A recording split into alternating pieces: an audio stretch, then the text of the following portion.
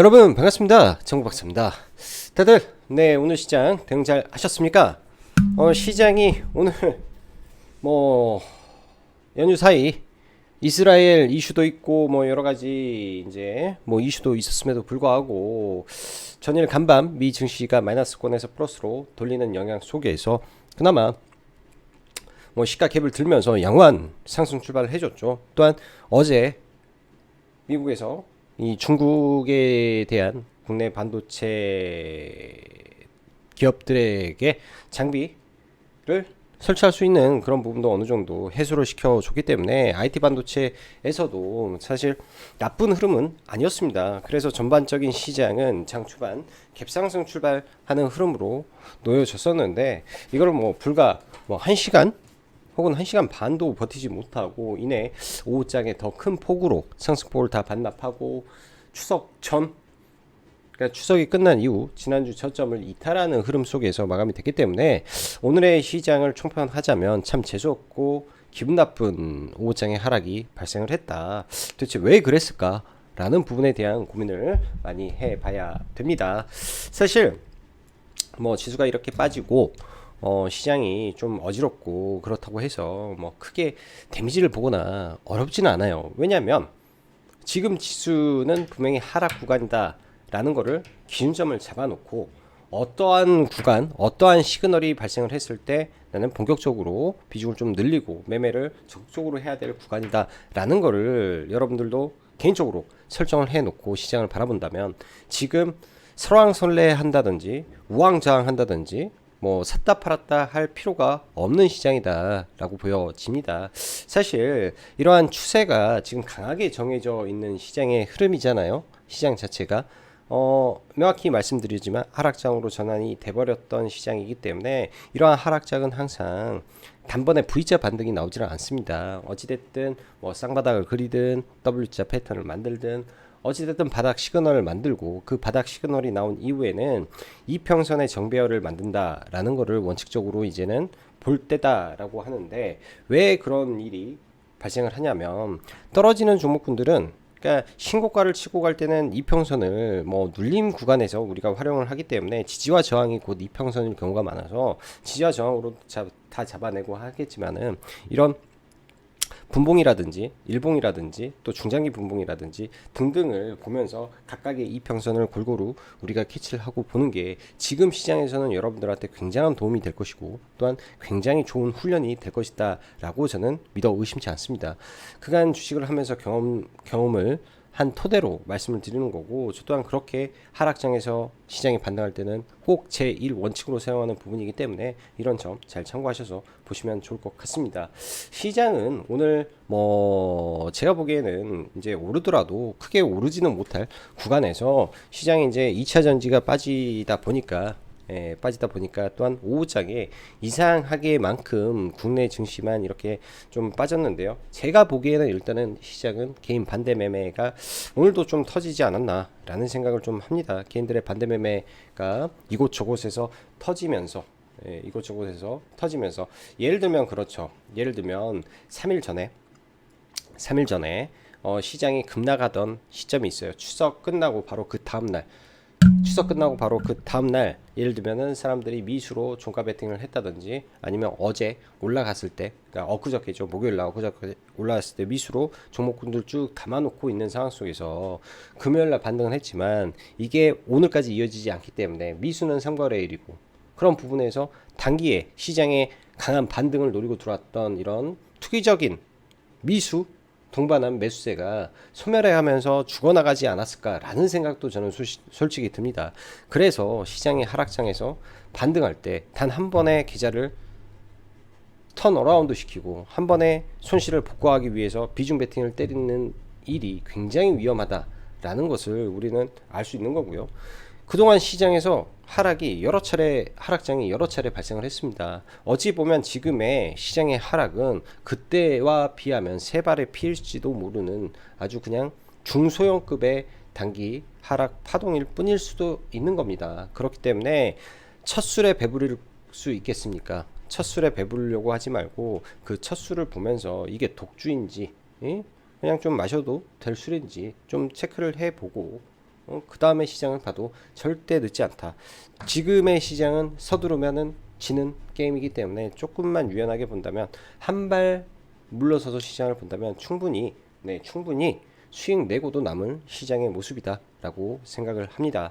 어제 제가 라이브 방송에서 특히 이제 지수에 대한 부분을 굉장히 디테일하게 설명을 했는데요. 그 부분에 대한 것도 이따가 좀 이야기를 해 보도록 하고요. 카페 어려우신 분들 있으시고 하거나 종목이라든지 시장 어렵다 싶으시면은 라이브 방송 가입 진행하고 있으니까 관심 있으시면 보시면 됩니다. 최근에는 정말로 매매를 잘 하지 않습니다. 추석 전에 한 종목 정도, 그 다음에 추석 이후에 한 종목 정도, 그 다음에 단타 한 번 정도, 그 정도 선에서 하는데, 지수가 돌아가는 시점에서는 본격적으로 이제 매매가 진행이 되겠죠. 왜 그런 구간에서는 매매를 하지 않느냐? 그것도 당연한 겁니다. 지금은 오히려 가만히 있는 게 돈 버는 겁니다. 그런 구간을 넘어갈 때 일정 부분 종목군들 그때부터 서서히 모아가도 저는 늦지 않다라고 생각을 하기 때문이죠. 자, 10월 11일 이스라엘 이슈. 전 세계 증시는 별 반응 없는데 왜 한국 시장만 유독 빠지는 것일까요? 그건 아마 반대 매매일 수도 있다. 그렇기 때문에 걱정은 크게 하지 않는다 라고 보시면 될 것 같습니다. 오늘 참 재밌는 게 아침 시장이 열리고 그때는 상승 종목 수가 1300개였습니다. 그리고 시장이 마감할 무렵 시장이 극도로 떨어지는 이 구간에서는 하락 종목 수가 또 1300개로 완전히 뒤바뀌는 이 현상이 펼쳐졌다라는 거 보시면 될 것 같고, 또한 고점 대비해서 코스닥이 2.6%가 빠졌기 때문에 고점 대비해서 지수는 3%가 넘게 빠지면서 오늘도 시장 속에 굉장히 충격적인 흐름으로 좀 진행이 됐습니다. 최근에 한 근 2주 정도 동안 신용은 약 1조 정도가 빠졌죠. 2조 5천억이니까 1조 2천억 정도의 신용이 반대 매매가 나왔는데, 통상 지난번 바닥을 잡았을 때는 1조 8,500억 18조 5천억에서 바닥을 잡았는데, 그렇게 될 수도 있겠죠. 오늘 빠지고 내일 반대 매매 당하고 하면은 신용이 19조의 뚝도 조만간 무너지지 않을까 생각이 듭니다. 굉장히 좀 빠르게 빠져가는데, 특히 이 미수 금액을 보세요. 미수 금액이 하루에 900억이 빠졌다라는 거는 이거 굉장히 큰 겁니다. 굉장히 크게 지금 빠졌다라는 거 보면서, 와, 단기에 배팅하려고 했던 사람들의 반대 매매가 최근에 많구나라는 거를 느낍니다. 그래서 이런 부분을 보면서, 오늘의 하락, 미수의 반대 매매에 걸리는 사람들이, 혹은 미수를 많이 썼는데 시장이 오히려 밀려버렸기 때문에 참다 못한 이 손절매가 오후장에 나오고 또 나오지 않았을까 라고 좀 생각을 해 보기 때문에 너무 시장 우려하지 않으셔도 되겠다 생각이 드네요. 추석 이후에 시장은 해외 증시가 양호한 흐름에도 불구하고 연속적인 하락을 보여주었다가, 코스피는 여전히 좋지 않은 흐름과 코스닥은 그나마 금요일 반등하면서 마감되었습니다. 시장은 기술적 분석상으로 볼 경우 지수의 단기 저점 구간은 맞다 라는 사실은 변함이 없고, 일봉상 기준에서 바닥을 어떻게 잡을지 고민하는 자리이기도 할 것이다 라는 말도 언급을 들었습니다. 이 말은 여전히 변함없이 그 관점에서 시장을 바라보고 있습니다. 주말 시장의 갑작스러운 이스라엘 이슈가 블랙스완처럼 다가왔는데, 국내 증시는 연휴로 그러한 충격을 벗어갈 수 있겠거니 생각했으나 벗어갔죠. 시가 갭을 뚫었으니까 그거는 틀린 생각은 아니었고, 금일 시장의 하락을 보면 참 어처구니 없는 증시 모습이구나, 그리고 한국만의 수급적 논리가 글로벌 증시와 다르게 작동하는 것은 어쩔 수 없이 비대해진 에코프로 그룹주의 영향이 참 크구나 라는 점을 다시 한번 느낄 수 있는 하루였습니다. 올해 전 세계에서 인도를 제외하면 코스닥 시장이 가장 아웃퍼폼한 지수 중에 하나입니다. 그 중심에 에코프로 그룹주가 있었고요. 그러다 보니 그 영향이 지금 후폭풍으로 작용을 하면서 지수에 영향을 준다라고 볼 수 있기에 어쩔 수 없이 신경을 안 쓸 수가 없는 것 같습니다. 사실 올해 시장을 봤을 때 여러분들 제가 변압기 언급드렸던 종목과 중소 화장품주, 그 다음에 내러티브라고 하죠. 내러티브, 민감도에 의해서 움직이는 의료 AI 섹터들, 로봇 섹터들 봤을 때 실적으로 올해 실적이 드라마틱하게 좋아졌던 섹터는 변압기, 그 다음에 임용 의료기, 중소 화장품주들 사실 이겁니다. 이게 그 다음에 2차전지 안에서 양극재 기업들 초반에 좀 좋았고 지금부터는 좀 안 좋아지는 부분이고요. 사실 이게 전부잖아요. 근데 그거에 대비해서 지수가 너무 많이 올라갔구나 라는 생각 속에서 그 동안은 그냥 뭐 모멘텀만 있어도 뭐 100%, 200%뭐 의료 AI는 막 1000%도 나왔기 때문에 그냥 막 올라갔던 시장에서 지금은 그때와는 상황이 달라진 거죠. 과거에처럼 그렇게 될 거야 라는 생각 속에서 시장이 그러한 똑같은 메커니즘으로 접근했다가는 지금은 굉장히 크게 고생할 시장입니다. 그렇지만 한 가지 변하지 않은 게 있습니다. 불변의 진리는 기업의 본연의 성장과 그 성장이 만들어주는 실적이 있는 기업들은 절대 그냥 죽지 않습니다. 그거는 예전이나 지금이나 그리고 미래에도 변하지 않은 사실일 거다라고 생각을 합니다. 그렇기 때문에 내가 보유하고 있는 종목이 설사 마이너스가 좀 클지언정 그런 종목이 그러한 메커니즘에 움직이는 종목이라면 메커니즘에 의해서 움직이는 종목이라면 비중 조절을 할 수는 있겠죠. 예를 들어서 하락의 폭이 크다라고 했을 때 물타기보다는 예를 들면 다른 쪽에 있는 종목에 수익이 있다면 그 수익금만큼 종목을 잘라서 다시 사버려요. 그러면 내가 오늘 예를 들어서 100만원을 벌고 100만원을 손절을 했는데 그 종목의 수량을 줄여버리게 된다면은 그 종목으로 나는 복구를 할 수가 없지 않습니까? 근데 그러한 종목을 손절한 만큼 다시 똑같이 물량을 삽니다. 똑같이 사면 예를 들면 마이너스 20%인데 내가 손절한 물량이 뭐 20% 정도 물량을 손절을 했다. 그 정도를 다시 사게 되면 4% 정도가 또 마이너스가 줄어들죠. 마이너스 뭐 16%가 된다든지 그런 식으로 종목의 비중을 그대로 유지하면서 리밸런싱은 그런 식으로 가야지 밑에서 비중을 늘리면서 물을 타다가는 오히려 시장이 그 이상 하락을 했을 때는 정말로 이거를 어떻게 케어할 수 없는 데미지를 보기 때문에 이렇게 하락장에서 우리가 포트폴리오를 관리할 때는 굉장히 신중함과 또 신중함을 겸비해서 대응을 해야 된다라고 생각이 듭니다. 현 시장은 확실한 기준이 여러분들 필요합니다. 제가 가지고 있는 기준은 제가 직접 경험한 기준이기 때문에 흔들리지는 않습니다. 그러나 시장이 흔들릴 때 여러분들 자신의 기준이 흔들린다면 그 기준이 자기의 것이 아니거나 혹은 확신이 없는 기준이기 때문에 그럴 겁니다. 이럴 때는요, 자신의 기준을 다시 한번 점검을 해 봐야 되겠죠. 그리고 통계적 유의성을 확인해 보는 과정을 거쳐야 됩니다. 제가 시장 이렇게 빠지면서 지수에 대한 고찰이라든지 다이버전스라든지 이런 부분을 계속해서 강조를 하는 부분은요, 여러분들이 직접 차트를 돌려보고 지수를 돌려보고 그러한 통계적 유의성을 확보한 전략인지에 대한 고찰을 해보면서 그 이상 빠졌을 때는 시장에 우리가 알지 못하는 생각하지 못했던 뭔가가 발생을 해서 언더슈팅이 세게 나올 때였다. 그러한 언더슈팅이 강하게 나올 때는 그때는 시장이 그 가치보다 현저하게 단기간에 폭락을 해버리게 되면 오히려 그럴 때는 V자 반등이 나오더라. 뭐 이런 관점들 생각을 하면서 시장을 보면 내가 지금 급하게 뛰어들어야 되느냐 아니냐에 대한 답이 거기에서 나올 수 있지 않을까라는 생각을 조심스럽게 해 봅니다.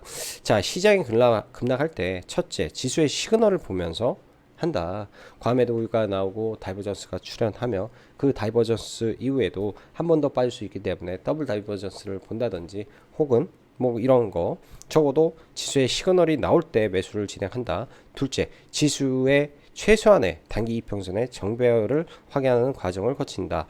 적어도 이렇게 떨어지는 지수의 흐름은 여러분들 지수가 급락을 거듭하게 되면 이격도라는 게 벌어집니다. 주가에 뭐 기준점을 우리가 122평에 잡을 수도 있고요.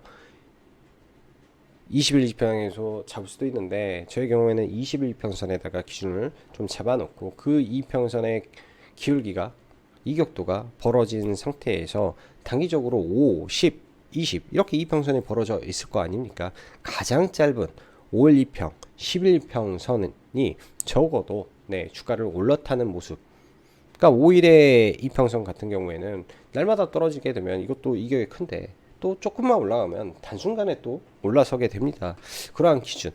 이 이평선이 하향의 위치를 하는 게 아니라 이 이평선이 떨어지는 각도가 완만해지고 올라가는 각도로 변한다라는 거는 그만큼 하방에서 받아주는 물량이 있었기 때문에 주가의 하락을 멈췄다라는 의미가 되는 거고, 적어도 그 구간에 들어가서 손절을 타이트하게 잡는다면 큰 손실을 보겠습니까?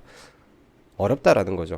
어렵다라는 거. 자, 셋째, 시장이 하락하는 동안 시장보다 강했던 종목들, 그리고 모멘텀이 살아있는 종목들을 추적하시고 또 지수보다 먼저 돌아서는 종목에 관심을 갖고 대응을 한다 입니다.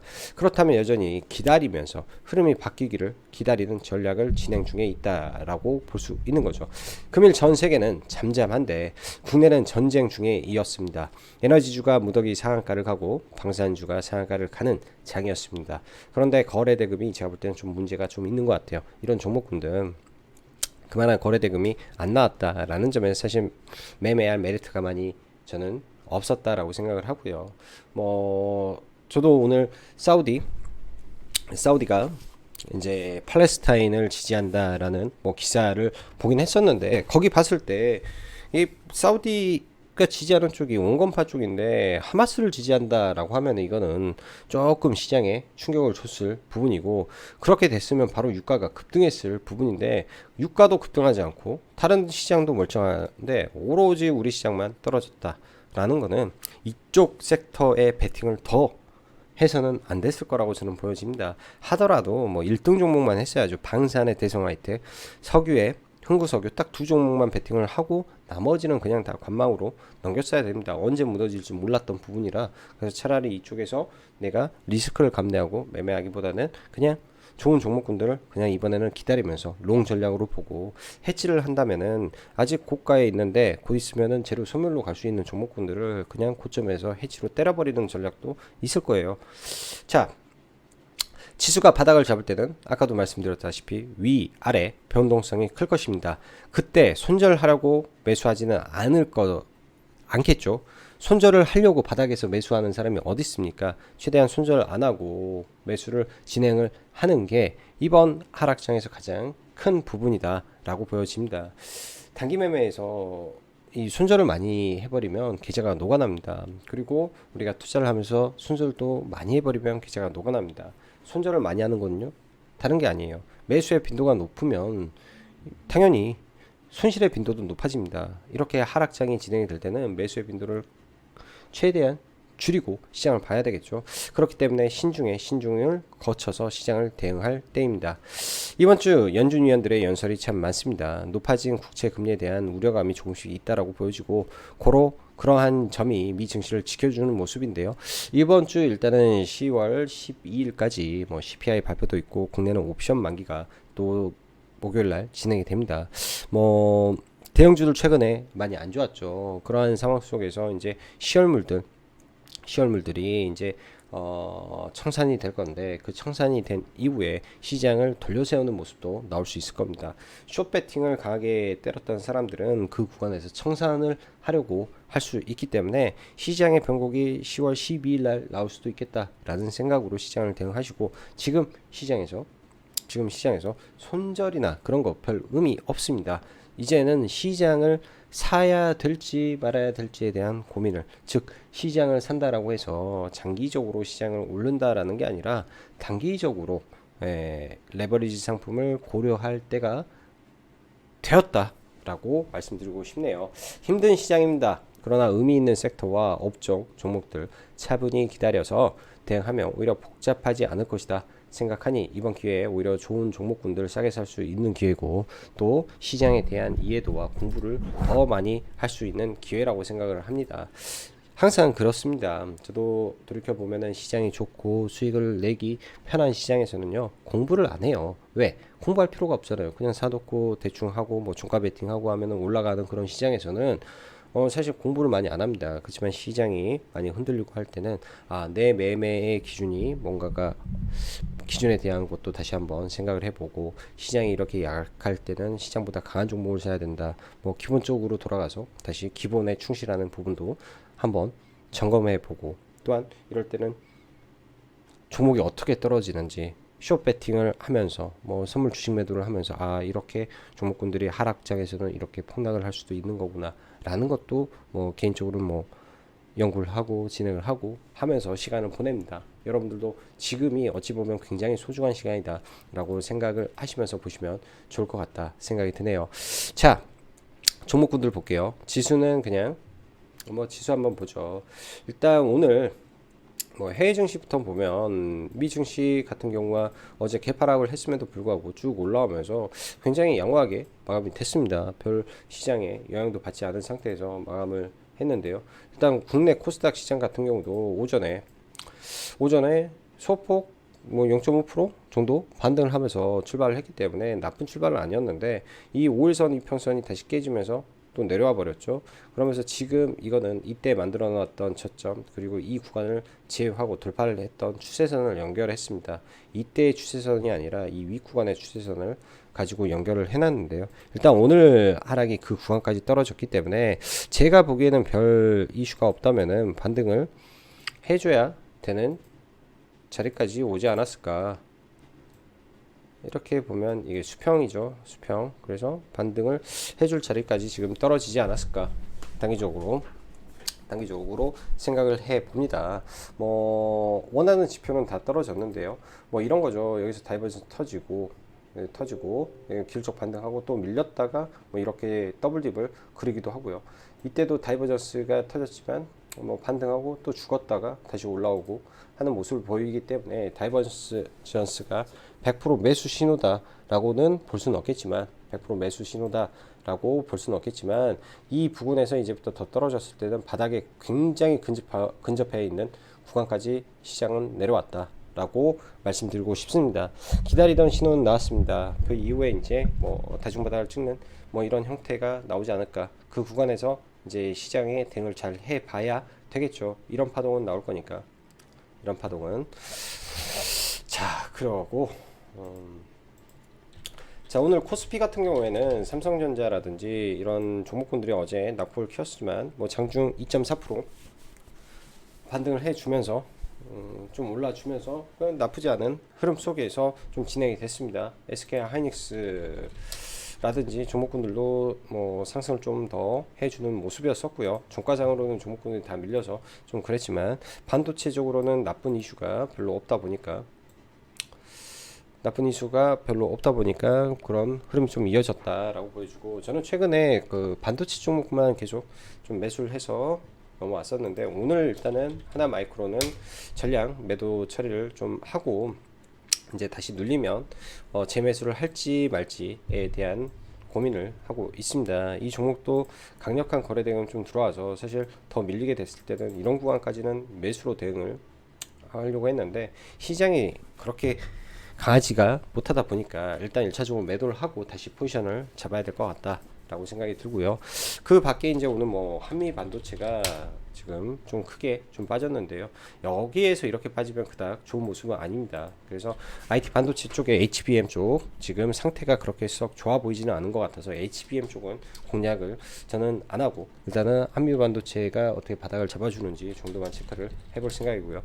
월덱스 같은 경우나 이런 전공정 쪽 종목군들은 뭐 지난번에 매도를 해놓고 일부 가지고 가고 있습니다. 추세를 그리고 있기 때문에 뭐 추세 매매 성격에서 하단에서 좀 밥을 계획을 좀 잡고 있고 익절가 정해놓고 익절가 깨면 하단 밴드로 넘어가서 대응을 해볼 생각입니다. 자, 오늘 보면요. 이제 뭐 2차전지 종목군들 집중적으로 좀 봐봐야 될 것 같은데 포스코홀딩스가 드디어 50만원이 깨졌습니다.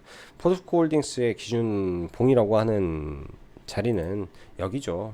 이 첫 상승의 시작점이 바로 기준 봉이 됩니다. 이 파동을 만들어준 첫 시작점이 48만 6천 원이기 때문에 뭐 어찌됐든 제가 볼 땐 48만 6천 원이라든지 122평선에서 지지는 나올 거다라고 보여집니다. 이런 구간에서 이제 바닥을 어떻게 잡을지는 뭐 여러 가지 관점도 있겠죠. 중기 분봉상에서 뭐 이렇게 분봉상의 흠을 잡아낼 수도 있는 거고 아무튼 분봉상이라든지 뭐 이런 뭐 복합적인 부분에서 바닥을 좀 잡아서 대응을 해보면 괜찮지 않을까라고 생각이 들고요. 어찌됐든 122평선 한 번에 깨지는 않겠다 정도로만 생각을 하고 좀 종목을 봐야 되겠어요. 사실 보면은 올해 20만원대 종목이 작년이죠. 작년에 22만원짜리 종목이 이런 극대형주가 이렇게 장기 평선을 하고 상승의 기울기가 가팔라지는 구간을 거치고 빠졌기 때문에 이러한 구간들 다 나중에 되돌려 버릴 수도 있는 것도 사실입니다. 그렇지만 대장주고 관심 많은 종목이기 때문에 의미 있는 구간에서는 그냥 한 번에 죽지 않을 것이다 라고 생각을 하고요. 오늘 에코프로라든지 에코프로 BM이라든지 이런 양극재 극대형주들까지 다 밀려서 내려왔습니다. 에코프로 BM은 지난번 58만원 그냥 58만원 잡고 지금 22만원이기 때문에 반토막이 더 나버렸죠. 반토막이 더 난 상태에서 고점 대비 지금 자칫 절마당 한 60, 70% 마이너스가 나는 상황까지 내려올 것 같은데 이런 구간까지 내려오게 되면 시장에서 지지 구간은 해줄 거예요. 22만원도 깰지 안 깰지는 모르겠는데 더 이상 지수를 강하게 민다라는 거는 말 그대로 이런 2차적인 종목군들을 급락을 시킨다라는 의미잖아요. 지수를 빼려면. 근데 여기서 더 뺄까? 빼게 되면 또 들어오려고 하지 않을까? 혹여나 반대매매, 그 쇼커버링이 공매도 환매수가 뭐 들어오는 거 아닌가? 라고도 생각을 역으로 해볼 수도 있는 부분이라고 생각을 합니다. 그래서 뭐 이거를 저는 투자의 관점에서 보기에는 지금 물량 소화도 해야 되고 막 하니까 바로 올라가기는 굉장히 어려운데 지수에 낙폭을 잡아줄 수 있는 건 또 이런 2차 전지 주들이 있기 때문에 안 볼 수가 없는 것 같습니다. 뭐 지난번에 올랐던 뭐 TCC 스틸이라든지 뭐 사마 알미늄 뭐 등등 다 밀려서 전반적인 2차 전지주 다 약세를 좀 보였다라고 보여지고요. NKM이라든지 이런 전해 기업들까지 전부 다 약세의 흐름을 보였기 때문에 오늘 시장 굉장히 어렵고 따분하고 힘들었다. 이런 2차 전지 섹터는 그렇게 생각이 듭니다. 자, 그 밖에 뭐 워낙 또 종목군들이 많이 떨어져서 지금 일일이 다 언급하기도 어렵지만은 최근에 시장 대비해서 좀 센 게 이제 이 양자암호 쪽 테마가 강하지 않나 생각이 듭니다. 지난번에 이제 초전도체 관련해서 종목들 하고 뭐 양자 뜨고 막 그랬는데요. 일단 오늘 거래 대금이 우리 로도 굉장히 많이 터졌기 때문에 이렇게 박스권 돌파해 놓고 지지를 해주는지 좀 지켜는 내일 봐야 될 것 같고요. 오늘도 우리로는 잠깐 매매를 했는데요. 뭐 수익은 못 냈네요. 그냥 본전에서 여기 떨어질 때 원래 이때 봐야 되는데 점심 먹으러 가는 길에 매매할까 하다가 매매는 좀 안 했고요. 이렇게 수렴하고 돌파하는 뭐 이런 구간에서는 거래가 터졌기 때문에 충분히 봐볼 수도 있었던 종목이었지 않나 생각이 들고 내일도 한번 지켜는 봐야 될 것 같습니다. 자, 사우디, 네옴시티, 중동의 이슈가 터지면서 아주 급락을 해 버렸습니다. SY가 가장 강하게 올라왔었는데 일단 사우디 터지고 나서 시값 더 떨어졌기 때문에 단기 이런 상승의 대부분을 좀 반납을 하는데요.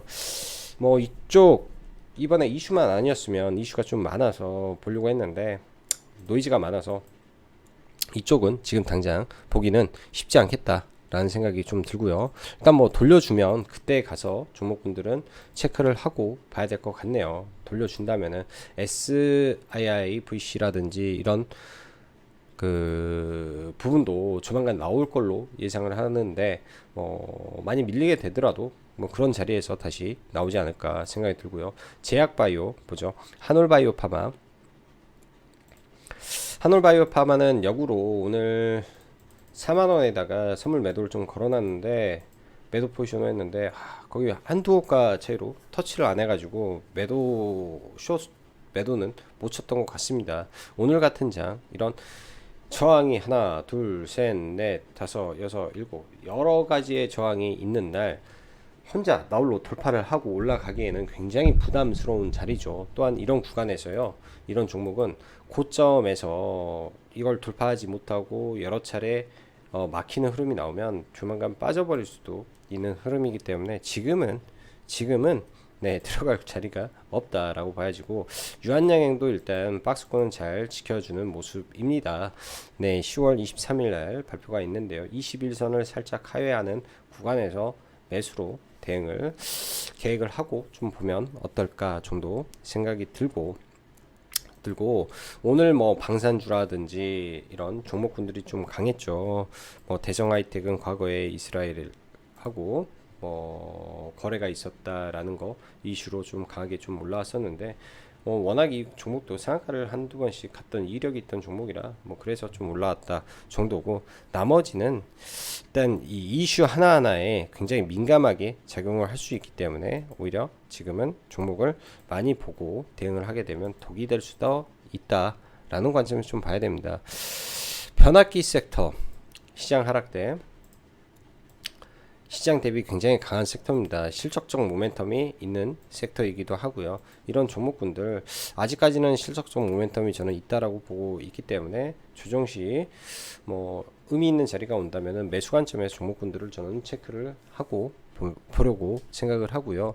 과거에 좋았던 뭐 루닛이라든지 뷰노라든지 제가 지속적으로 언급을 드립니다. 실적을 확인하고 봐야 된다. 3분기 실적 구간에서 이런 종목군들이 예를 들면 시장이 기대했던 것만큼 이렇게 단기간에 70%를 올렸던 그 기대만큼 작용을 해준다면 당연히 올라가겠죠. 당연히. 근데 그러한 부분이 해소가 되지 않는다면, 그러한 부분이 만족을 시켜주지 못한다면 성장주는 단기간에 또 크게 두드러 맞을 수도 있습니다. 그리고 나중에 또 바뀌겠죠. 나중에 바뀌겠죠. 아무튼 오늘 제가 볼 때는 몰라도 코스닥에 그 신용 잔고가 녹아서 이런 일이 발생하지 않았을까라는 생각을 많이 하기 때문에 뭐 시장 미 증시가 어떻게 되던 말건 기술적 반등은 나올 수 있다라는 생각으로 뭐 오늘 장을 마감하시면 될 것 같습니다. 자, 힘든 장입니다. 힘든 장인데 그럼에도 불구하고 이 기준점을 명확하게 잡으신다면은 이 힘든 장에도 뭐 나치팜 역할을 해줄 거라고 생각을 합니다. 다들 오늘도 수고 많으셨고요. 오늘도 여기까지 정보 박사였습니다. 감사합니다.